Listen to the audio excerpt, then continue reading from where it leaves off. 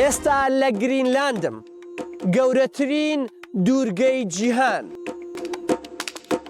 دانیشتوانی گرینلاند پێیان دەگوترێت ئینوێت. نەریتە سەیرەکانی ئینویتەکان وەکو گۆڕینەوەی ژن بۆتە جێگەی لێکۆڵینەوەی کۆمەڵناسانی ڕۆژاوا و حاپەسانی خەڵکی دنیا. ئەی خوایە گیرم خواردووە بۆ بەفرەکەی نا بەڵکو لەبەر ئەم کەسە. گرینلاندمان بۆ ئاسایشی نیشتیمانی پێویستە، تەنانەت بۆ ئاسایشی نێودەوڵەتیش. باشە بۆچی ئاسایشی نیشتیمانی ئەمریکا پشت بەم پارچە زەویە بەستێت؟ باشە ترامپ ئەم دوورگە چۆڵ و بەستووەی بۆ چییە کە هەر بە ئاسانیش ناتوانیت بیگەیتێ؟ بۆ وەڵامیان پرسیارە 5 ڕۆژم لەم دوورگەیەدا بەسەر برد. لەو ماوەیەدا قسەم لەگەڵ بەرپرسانی حکوومەتی گرینلاند، کارسازان، دیبلۆماتکاران و خەڵکی ئاسایی هەرێمەکە کرد و لەبارەی قسەکانی ترامپەوە دواندمن. وەڵامەکانیان تێگەشتێکی قوڵتریان پێبەخشیم، قوڵتر لەو هەراهوریایەی ئەمریکا بەسەر بەرەی دژە ترامپ و دۆستی ترامپدا دابەش بوون و وای لێ هاتووە کەس نازانێت ڕاستی چییە. لەوێ بۆم ڕوون بووەوە کە زۆر هۆکاری گرنگن بۆ تەماحی ترامپ لەسەر گرینلاند و مەسەلەکە تەنیا ئاسایش نییە. لێرە ئیداری ترامپ هەنگاوی کردداری گرتوۆتە بەر بە بێدەنگی کاری کردووە بۆ هێشتنەوەی گرینلاند لە بازنەی کاریگەری ئەمریکادا.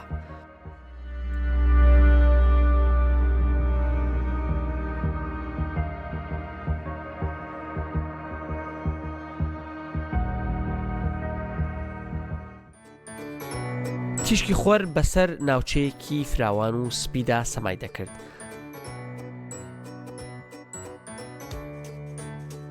ماڵە ڕەنگاوڕەنگەکانی نوک کە هەڵگری چیرۆکی تراژیدیای کۆلۆنیالیزمن لەژێر تیشکی زێرنی خۆردا دەدرەوشانەوە. دیمەنێک دروست بوو لە شاکارێکی هونەری دەچوو. پاشان شتێکی نائاساییم بینی.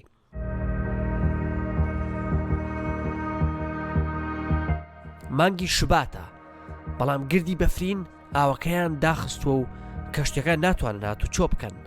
تەواوی دەریاکە بۆ زۆنگاوێکی بەست و گۆڕاوە.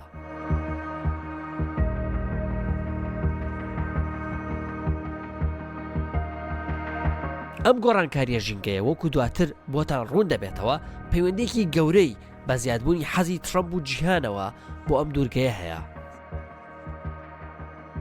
ئەوە دوورگەی دەیڤسە لە شاری نوک لە پایتەختی گرینلاند.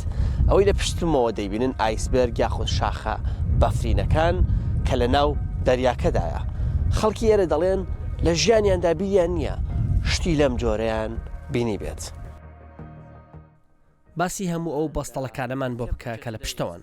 ئەمڕۆ زۆر گەرم نییە، وایە پلەی گەرما سالب 1%. عادەتەن ئەم کاتانە زۆر ساردترە. بۆمان باسکە چی ڕوودەدات؟ ئایا ئەمە بۆ تۆ ئاساییە؟ تۆ ماوەیەکی زۆرە لێرە دەژیت. ئەمە ئاسایی نییە.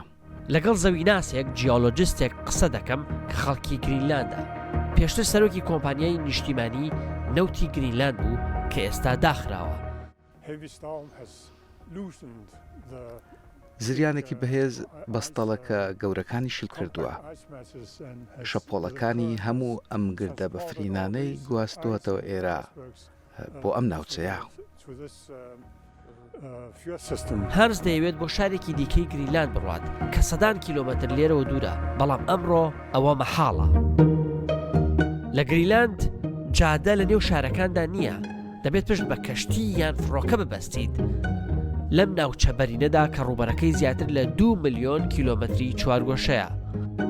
گرینلاند هێندە فراوانە کە دەتوانیت هەموو ئەم وڵاتانی تێدا جێبکەیتەوە. دانیمارک کە ئێستا گرینلاند بەشێکە لێی، بەریتانیا، فەڕەنسا، ئەڵمانیا، ئیسپانیا، هۆڵەندا، بەلژیکا و پۆڵەندا. بەڵام تەنها 56,000 کەسی تێدا دەژی. هەمویان لە یاریگایەکی تۆپی پێدا جێگەیان دەبێتەوە. ئەوەی دەمێنێتەوە تەنیا بەفرە.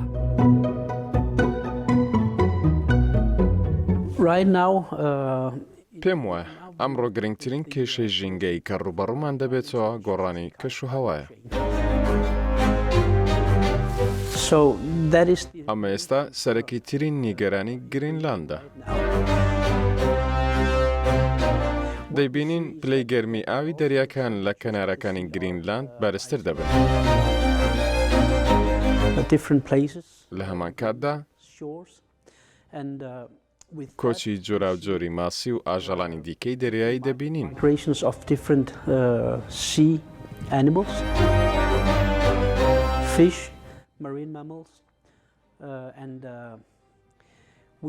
هەروەها کاریگەری دیکەش لەسەر ماسی گرتن دەبینین. بۆ نمونە لە ناوچەی دیسکۆ بەی پیان وتوین ئەم هاوینە ماسی جۆری پۆلەر کۆت نەبینراوە.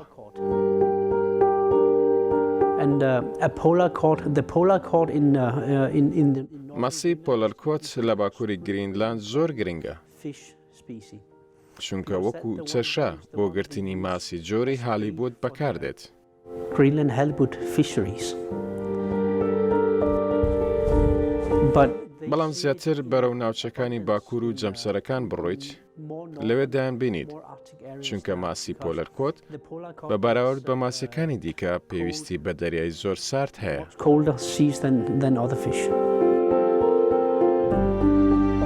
بەهۆی تواندنەوەی بەستەڵەکەکانەوە خۆی نەو ئاوەکان کەم بوونەتەوە. جۆری باڵندەی نوێ دەبینین کە لە کەنەدا و ئەوروپاوە هاتوون.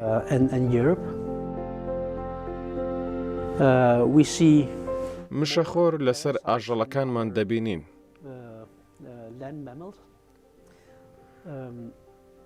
ئەمەش کاریگەری لەسەر شێوازی ژیانمان هەیە، چونکە ئێمە کۆمەلگایەکی ڕاوچین.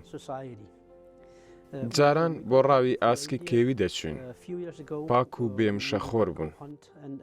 ئەمڕۆ زۆر جار مشەخۆر لە ناو گۆشتەکەدا دەبینین.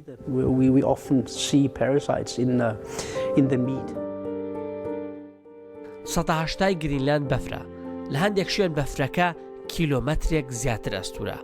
ئەگەر بەفری گرینلاند ئەمڕۆ بتوێتەوە، ئاوی تەواوی دەریاکانی جیهان 7 مەتر هەڵدەستن. شاری مایامی ئەمریکا لە ناو دەچێت و شاری نیویۆرک لافاو دایدەپۆشێت.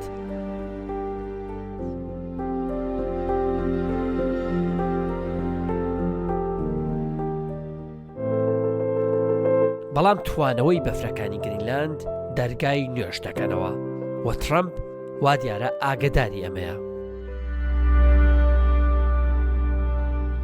کەوایە گرینلاندیەکان گەلێکی ڕاوچین. بەڵێ. لە ماڵی کاندیدێکی پارتی حکومڕانی گرینلاندم ماسێکی تایبەتم پیشانەدات کە کوڕەکەی لە ئاوە قوڵ و ساردەکانی گرینلاندا ڕاوی کردووە. قەلیرالێک یاخود هاڵیبەتی گرینلاند لەم دوورگەیە زۆرترین خواستی لەسەرە.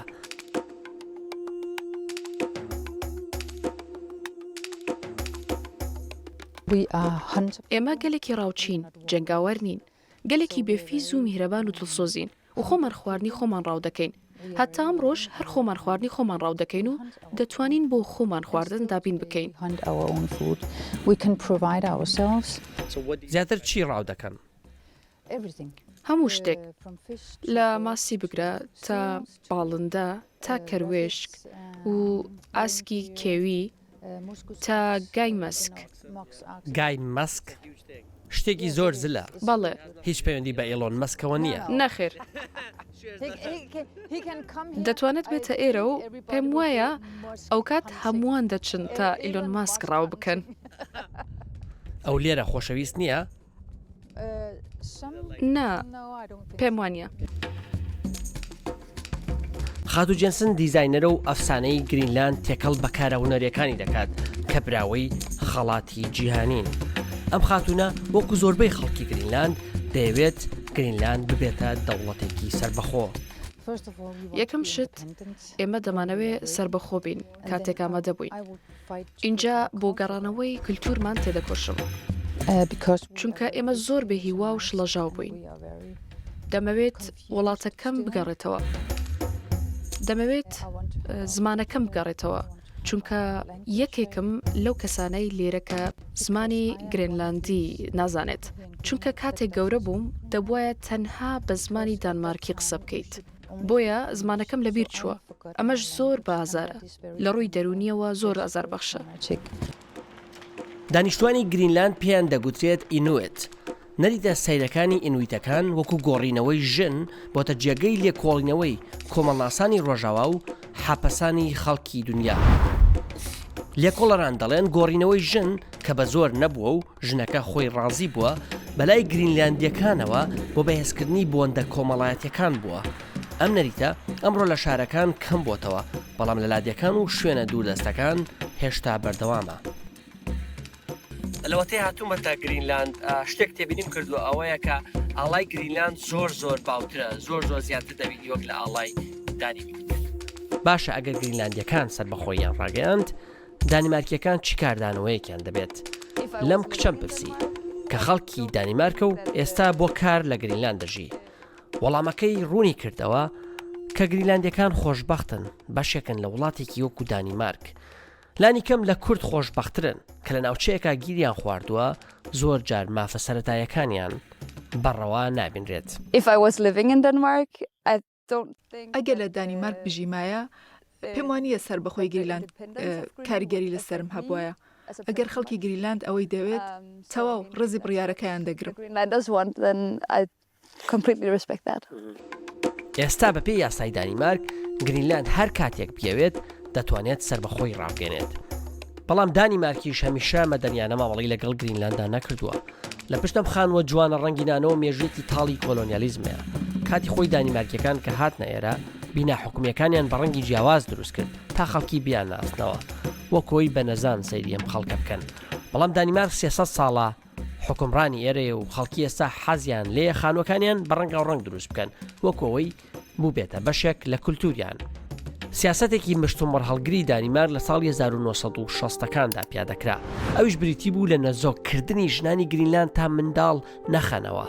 هەندێک لەو ژنانەی قوربانی ئەو سیاسەتە بوون هێشتا لە ژیاندان و ئەمڕۆ حکوومەتی دانیمارکیان داوەتە دادگا و داوای ملیۆنەها دۆلار قەرەبوو دەکەن.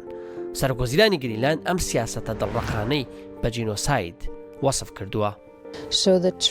ئەو ئازارە دەرونیەی دانمارک پەیداوین خستنی شت بۆ ناو ژنەکانمان تا نەتوانین منداڵیان ببێت منداڵیان دەبردە دانمارک تا ببنە ڕۆژاوایی. دەبوایە بە دانمارکی قسە بکەیت، دەبوایە بچیتە قوتابخانەکانی دانمارک. بەواتایەکی دیکە تۆ بەو جۆرەی هەیت باش نیت، دەبێت وەک ئێمە بیت.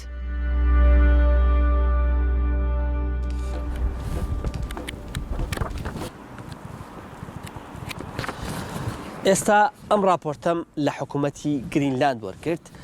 یەکێک لەو هۆکارە گرنگانە ڕوونەکاتەوە بۆچی ترامپ چاوی بڕیوەتە ئەم دوورگەیە. راپۆرتەکە دەریەخات گرینلاند سەرچاوەیەکی دەوڵەمەندی بەردە کانزا دەگمەنەکانە کە بۆ کەرتەکانی تەکنۆلۆژیا و بەرگری ئەمریکا گرنگن ئەگەر بیەوێت وەکو پێشەنگی جیهان لە بواری داهێنانی تەکنۆلۆژیدا بمێنێتەوە. لە وەزارەتی سەرچاوە کانزایەکانی گرینلاند توانیم هەندێک لە کانزا بەنرخەکانی ئەم دوورگەیە ببینم و بەڕاستی جوان بوون. ئەمە جێگری وەزیری سەرچاوە کانزایەکانی گرینلاندا قسەمان بۆ دەکات. داوای کرد ڕوخساری پیشان نەدەین چونکە نایەوێت کاتێک بە جیهاندا دەگەڕێت خەڵکی بیناسنەوە. هەموو کەس حەزی لە ناوبانگ نییە.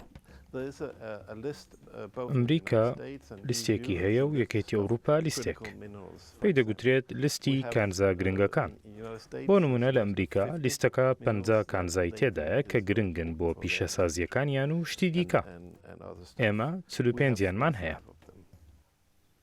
بەواتایەکی دیکە گرینلاند ڕۆڵێکی کاریگەری لە سەرکەوتنی داهاتووی تەکنۆلۆژی ئەمریکادا هەیە. بۆیە ترامپ شێتی ئێرە بووە. هۆکاری دیکەش هەن. ئەگەر لێرەدا چاڵێک لێ بدەیت ئەگەری زۆرە کە مادەی دەگمەنی ژێرزەوی بدۆزیتەوە. ئەو مادانەی کە پێویستن بۆ دروستکردنی هەموو جۆرە ئامێرێکی ئەلکترۆنی لە مۆبایلەوە بۆ ئۆتۆمبیلی کارەبایی لە ئامێرە پێشکەوتۆ پزیشکەکانەوە بۆ فڕۆکەی جەنگی. ئەوەی سەیرە ئەوەیە توانەوەی ساوڵەکانی گرینلاند بەهۆی گۆڕانی کەش و هەواوە هەواڵێکی دڵخۆشکەرە بۆ ئەوانەی دەیانەوێت لەسەر چاوە سروشتیەکانی گرینلاند سوودمەند بن. کاریگەری سەرەکی گۆڕانی کەشوهەوا لە پەیوەندیدا بە کانزا دەگمەنەکان ئەوەیە کە ئێستا دەرفەت کراوەترە بۆ گەڕان بە دوای کانزادا. دەرفەتی ئەوەشتان هەیە بچنە سەروی گرینلاندەوە و لەوێ بە دوای کانزادا بگەڕێن. گرنگی ئەمە زیاتر دەبێت کاتێک دەزانی چ وڵاتێک باڵا دەستە لە هەبوونی ئەم کانزایانەدا.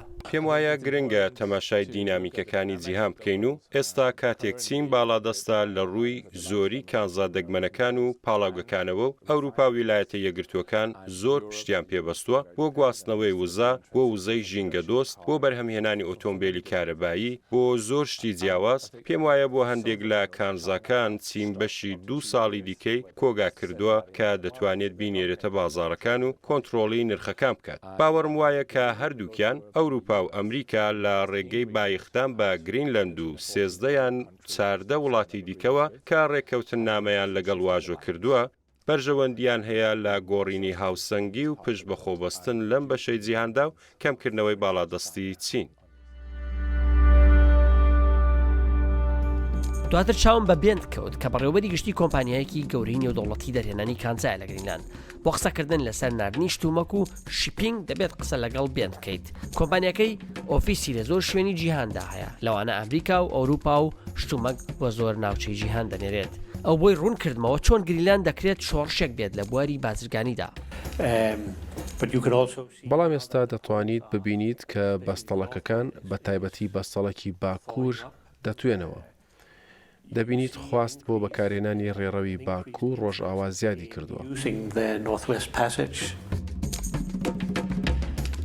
ئەمڕۆ ئەگەر کەشتێکی بازرگانی ئەمریکی لە نیویۆرکەوە بەرەو شانگای بچێت دەبێت ڕێگەیەکی درێژ بگرێتە بەر کە بە کەناڵی پەنەمادا دەڕات و پاشان بچێتە ناوچەی ڕۆژهەڵاتی دەریای چین تا دواتر بگاتە قەرەباڵغترین بەندەری جیهان لە شانگهای. ئەم ڕێگایە نزیکەی 11,000 میلی دەریایی درێژە، بەڵام ڕێگایەکی کورتتری جێگرەوە هەیە. لەبری ئەوەی ڕێگای درێژی کاناڵی پانەما بگریتە بەر دەکرێت ئەم ڕێگا کورتترە بگریتە بەر کە پێی دەگوترێت ڕێڕەوی باکووری ڕۆژاوا و نزیکەی 2500 میل کورتترە لە ڕێگای کەناڵی پانەما. ئەمەش 7 ڕۆژت بۆ دەگەڕێنێتەوە.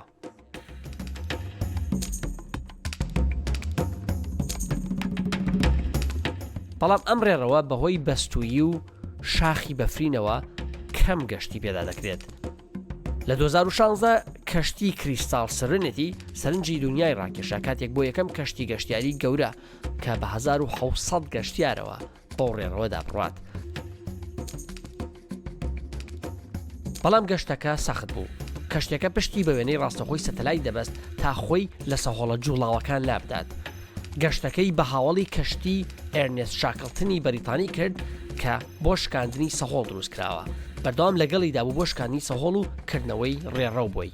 بەڵام کاتێک سەهۆڵەکان زیاتر دەتوێنەوە ڕێڕەوی باکووری ڕۆژاوا دەکرێت ببێتە ڕێگایەکی گونجاوتری دەریایی بۆ زۆر شوێنی جیاوازی دنیا. ئێستا ئەگەر بتەوێت شتێک بگوازیتەوە تەنانەت لە ئەوروپاوە بۆ ئاسیا دەبێت بچیتە خواروی ئەفریقا یان بەناو کەناڵی سوێزدا بڕۆیت و ئەگەر لە کەناری ڕۆژهەڵاتی ئەمریکا بیت دەبێت بچیتە کەناڵی پەنەما. بەڵام ئەگەر ڕێڕەوی باکوور ڕۆژئاوا کراوە و بەردەست بێت ئەوە دەتوانیت کاتی گەشتکردن بە شێوەیەکی بەرچاو کەم بکەیتەوە.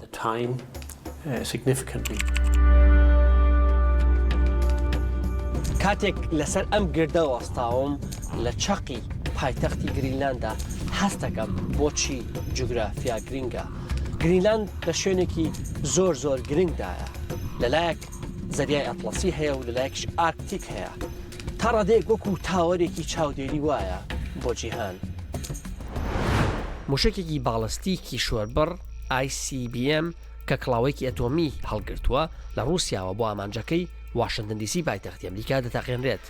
بەهۆی خڕبوونی زەویەوە کورتترین ڕێگا بۆ گەیشتنی موشکەکە بە ئامانجەکەی تێپەڕینە بەسەر یاخود نزیک گرینلاندا. 25 تا 30 خولەکی دەوێت تا موشکەکە بکاتە ئامانجەکەی و کارەسات بخۆڵکێنێت. خۆشبەختانە ویلایەتە یەکگرتووەکانی ئەمریکا بنکەیەکی سەربازی لێرە لە گرینلاند هەیە. ناوی بنکەی بیتۆفیکە کە جاران بە بنکەی تولی ناسرا بوو. ئەم بنکەیە ڕاداری تێدا دانراوە و کاری ئەوەیە ئەمریکا پێشتر لە موشکی نارەکان یاگدار بکاتەوە تا کاتی هەبێت بیان خاتە خوارەوە. لە ئالاسکاوە بۆ نمونە ئەمریکا دەتوانێت موشکی بەرگریکەری زەمینی ناسرا و بە GPI بنێرێت تا بە خێرایەکی زۆر لە موشەکەکە بدات و بیخاتە خوارەوە. 3 2 1 ignition. چونکە GPI تەخەمەنی تێدا نیە نابێتە هۆی تەقینەوەی کڵاوە ئاتۆمیەکە تەنیا بە بەریەککەوتن و تێکشکانی موشەکە بالستیەکە، بەڵکو تەنیا هەڕەشەکە کۆتایی پێدەهێنێت و موشەکەکە ناگاتە ئامانجەکەی. بەبێ سیستەمی ئاگادارکردنەوەی پێشوەختی گرینلاند ئەمریکا ڕەنگە نەتوانێت کارە ساتەکە ڕابگرێت و جەنگی سێمی جیهانی دروست ببێت. ئەمە بەدڵنیاییەوە تەنها ڕووداوێکی خەیاڵیە و کەس حەز بە ڕوودانی ناکات، بەڵام ئەگەرێکە کە واشنتن خۆی بۆ ئامادە دەکات.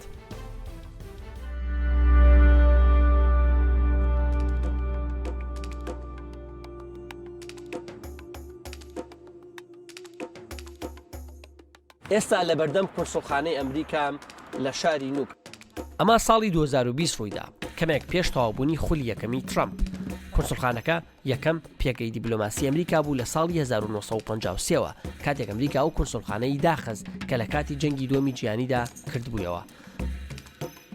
ئەمڕۆ جەنگێکی جیهانی لە ئارادا نیە، بەڵام بڕیاری ترامپ بۆ کردنەوەی کونسڵخانەکە و بڕیاری بایدن بۆ هێشتنەوەی دەرخەری زیادبوونی گرنگی گرینلاند و پابەندبوونی ئەمریکایە بە ناوچەکە. سەیری ئەم فڕۆکەخانە نوێ بکە لە نوک. ئەمە دەکەوێتە چەقی هەوڵێکی ئیداری ترامپەوە بۆ ڕێگریکردن لە زیادبوونی کاریگەری چین لەم ناوچە جەمسەریە کە پێی دەگوترێت ئارکتیک. ساڵی 2010دا کۆمپانیایەکی حکوومەتی چین ئامادەی دروستکردنی ئەم فڕۆکەخانەیە و دوو فڕۆکەخانەی دیکەی ئێرە بوو. گرینلاند لە ڕووی داراییەوە پێش تا پشت بە دانیمارک دەبەستێت، بۆیە هەرکە هەواڵەکە بڵاو بووەوە ئیدارەی ترامپ گوتی مەحاڵە ڕێگە بەشتی وابدەم و فشاری خستە سەر دانیمارکی یاوبەیمانیان لە ناتۆ کە بەرێنانی چین ڕەت بکاتەوە. دوجار دانیمارک ناچار بوو لە گیرفانی خۆی خەرجی پرۆژە 100 میلیۆن دلارەکە بکات، بەڵام ساڵی دواتر ئیدارەی ترامپ 12 میلیۆن دلار کۆمەکی بەخشیە گرینلاند. دیار نییە ئایا و کۆمەکە پەیوەندی بە هەڵۆشاندنەوەی ڕێکەوتنەکەەوە هەبووە لەگەڵ چین یاخودنا. هەرچەندە زیاتر لە 1000 کیلۆمەتر لە ئارکتیکەوە دوورە، چین خۆی بە وڵاتێکی نزیک ئارکتیک پێناسە کردووە. ئەمەش دەریەخات ئەم ناوچەیە چەندە گرنگی بۆ زلهێزەکان زیادی کردووە. ساڵی 2020 ئیدارەی ترامپ ڕێکەوتنێکی لەگەڵ گرینلاند بۆ گەڕان بە دوای کانزای دەگمەن واژۆ کرد، بەڵام من لە کەمی و بەرهێنانی ئەمریکی لە گرینلاند لەو ڕووەوە سەرم سوڕما. ئێمە مۆڵەتمان هەیە کە ئێستا لەلایەن حکوومەتەوە بە کۆمپانیەکان دراون. جا نزیکەی 50یان لە دەستی گرینلاندیەکاندایە و ئەوی دیکەی لە دەستی بیانیەکاندایە. ئایا دەزانین ئەو دەستانە بە پێی وڵات کێن؟ بەڵێ دەزانین بریتانیا گەورەترینیانە و ژمارەیەکی باش لە دەستی کەنەدەدایە، تەنها یەکمان لە دەستی ئەمریکادایە. لە بەندەری نوک ماسیگرەکان بەو سەرمایە هاتوونەتە سەرکاری ڕۆژانەیان، خۆیان بۆ ماسیگرتن ئامادە دەکەن کە سەرچاوەی سەرەکی ژیانی دوورگەکەیە. ئەو کەشتیانەی لە پشتمەوە دەیبینیت کەشتی ماسیگرەکانی نوکە. لێرە ماسیگرتن سەرچاوی سەرەکی ئابووری گرینلاندە. بەشێک لەو ماسیانی کە لێرە دەگیرێن هەناردەی وڵاتانی دیکە دەکرێن وەکو وڵاتی چین. بەشێکی پەیوەندی بەکاری ئەو ماسیگرانەوەیە کە گرینلاند دەرهێنانی نەوت و یۆرانیۆمی قەدەغا کردووە. نایەوێت ئەمانە بێکار بن. نایەوێت ئاوەکە ژەهراوی بێت و ماسیەکان لە ناو بچن. ئەوەی وتی زۆر خراپ نەبوو، زیاتر خەڵگۆ گەشتیار دێنێرە، ئەمە باشە بۆمان. دو هەندێک قسەی لاوەکی لە ماسیگرەکانم پرسی ڕایان چییە لەسەر قسەکەی ترامپ تا ببنە بەشێک لە ئەمریکا. بە وەڵامەکەیان سەرسام بوو. دیوەرە بێنە ببیتە ئەمریکی؟ نا نا دەیەوێت بڕاتەوە ماڵەوە. ماڵ لەکوێیە؟ لە گرینلاند. پەیامت بۆ ترامپ چییە؟ چیت هەیە پێی بڵێ؟ بەختێکی باش. کاتێک لە گرینلاند بووم چوومە سەر سۆشیال میدیای ترامپ تا بزانم بەزابەت چی گوتووە. خەڵکی گرینلاند پێ ناچێت قسەکانی ترامپ بە حرفی وەربگرن. دەزانن گرتنی گرینلاند بە زۆر و دژی خواستی خۆیان واتە شەڕکردن دژی دانیمارک کە ئەندامی ناتۆیە. ئەمەش ڕوونادات. لە کاتێکدا گرینلاندەرەکان نایانەوێت ببنە بەشێک لە ئەمریکا، بەڵام زۆربیان دەیانەوێت ئەمریکا هاوپەیمانیان بێت. ئێمە هاوپەیمانیەکی سەربازیمان لەگەڵ ویلایەتە یەکگرتووەکانی ئەمریکا هەیە و دەمانەوێت هەروە هاوپەیمانی سەربازیمان لەگەڵیاندا بەردەوام بێت بەڵام دەبێت وەک گەلێک ڕێزمان بگرن. هیچ ئەگەرێک هەیە ترامپ بتوانێت گرینلاند بخاتە سەر ئەمریکا؟ لە 2025 داین سەردەمی کڕینی خەڵک و زەوی بەسەر چووە. ئەمریکا و وڵاتە زلێزەکان دەکرێت گرینلاند وەکو کاسێکی بەهادار سیر بکەن کە دەبێت بیبنەوە. بەڵام بەلای خەڵکی ئێرەوە گرینلاند نیشتیمانە. ئەو شوێنەی خۆیان و باوباپیرانیان تێیدا گەورە بوو. نیشتیمانیش نرخی لەسەر دانانرێت.